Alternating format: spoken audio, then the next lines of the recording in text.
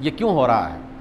इसका बुनियादी सबब यह है कि हमने जिहाद की सिर्फ एक तस्वीर को अपने सामने रखा है कि जिहाद का माना है दुश्मन को ख़त्म कर दो, जिहाद का माना है कि कत्ल कर दिया जाए, जिहाद का माना है कि फना कर दिया जाए। हालांकि जिहाद का माना ये नहीं है। जिहाद का तो माना सबसे पहले यह है कि अपने अंदर के दुश्मन को देखा जाए कि वो दुश्मन तुमसे क्या कहता है। क्या वो तुम्हारे अंदर इंसान के हवाले से नफरत पैदा कर रहा है कि फ़लाँ मेरा मुखालिफ है, इसलिए उसके खिलाफ मेरी नफरत होनी चाहिए, और उस नफरत की बुनियाद पर जो भी आ जाए उसको कुचल के रख दो। यकीनन जब तक ये नफरत मौजूद रहेगी तो फिर बस्तियों की बस्तियां इसी तरह तबाह होती रहेंगी। जिहाद दोनों तरफ से नहीं होगा।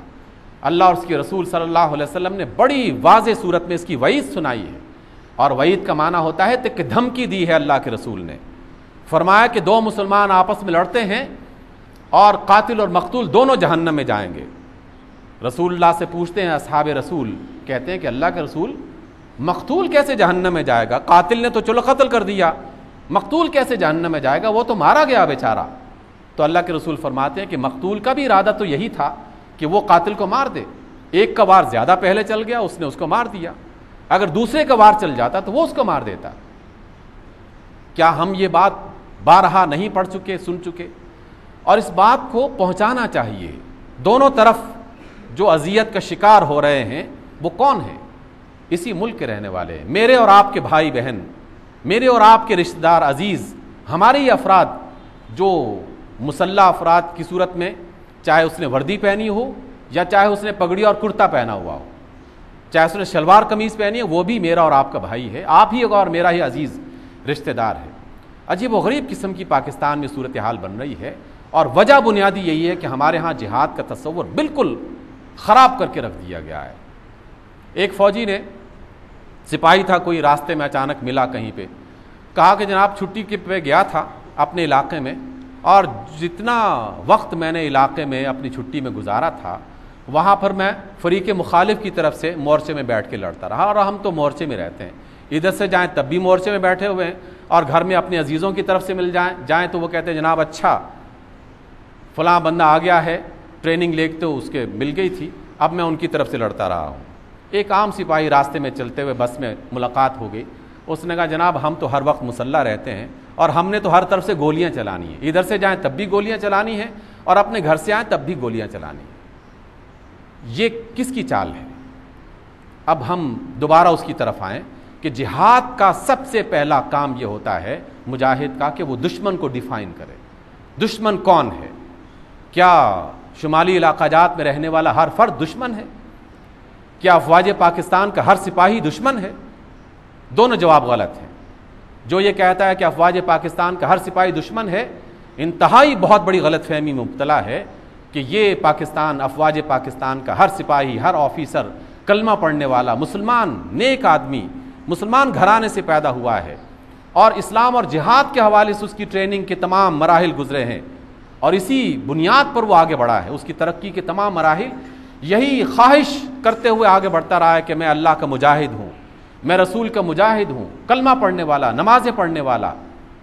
और वो जो मुकाबिल में खड़ा है वो भी किसी मुसलमान घराने में पैदा हुआ है। दुश्मन को डिफाइन नहीं किया जा रहा कि दुश्मन क्या कर रहा है और दुश्मन कौन है। इसलिए मैंने आगाज़ में कहा था कि दुश्मन किसी कौम का नाम नहीं है, किसी मुल्क का नाम नहीं है दुश्मन के फ़लाँ मुल्क हमारा दुश्मन है। दुश्मन का नाम सिर्फ एक है और वह है इब्लीस। अल्लाह ने कहा कि इब्लीस तुम्हारा दुश्मन है, शैतान तुम्हारा दुश्मन है। और दुश्मन नफ़रत पैदा करता है, कभी ज़बान की बुनियाद पर, कभी इलाके की बुनियाद पर, कभी तबक़े की बुनियाद पर, कभी गिरोह की बुनियाद पर। इसलिए दुश्मन ने यह नफ़रत पैदा कर दी है, पगड़ी वाले के दिल में यह नफ़रत पैदा कर दी कि जिसने वर्दी पहनी उसको कत्ल कर दो, चाहे वो तुम्हारा ही भाई क्यों ना हो।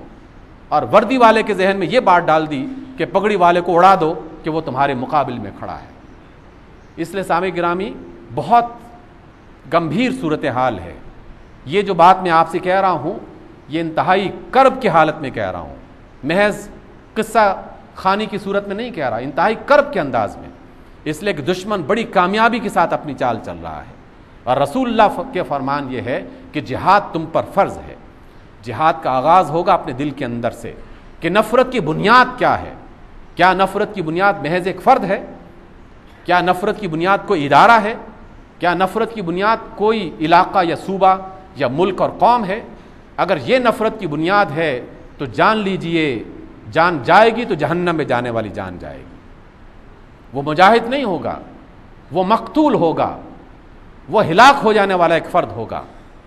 हाँ, अगर नफ़रत की बुनियाद ये है कि ये मेरे अल्लाह का दुश्मन है, ये रसूलुल्लाह सल्लल्लाहु अलैहि वसल्लम का दुश्मन है, तो फिर उसके हवाले से जो कदम भी उठाया जाएगा, चाहे एक बंद कमरे में बैठकर चंद लफ्ज़ों की सूरत में वो लिख रहा है, तब भी वो जिहाद हो जाएगा। चाहे वो अपने घर में बैठकर किसी मजलूम की मदद करने के लिए चंद पैसे दे रहा, तो वो भी जिहाद हो जाएगा। लेकिन सबसे पहले दुश्मन को डिफाइन तो किया जाए।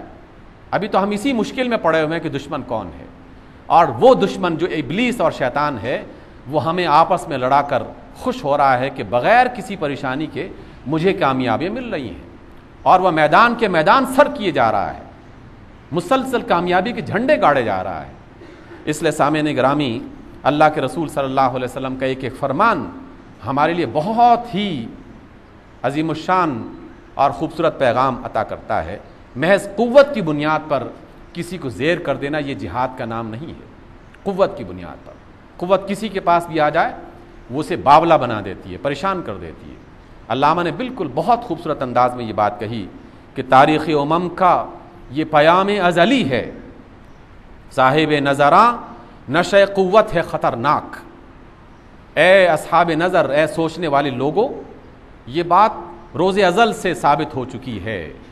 तारीख़ इंसानी ये साबित कर चुकी है कि क़ुव्वत का नशा इंतहाई और हमेशा हमेशा के लिए ख़तरनाक ही होता है।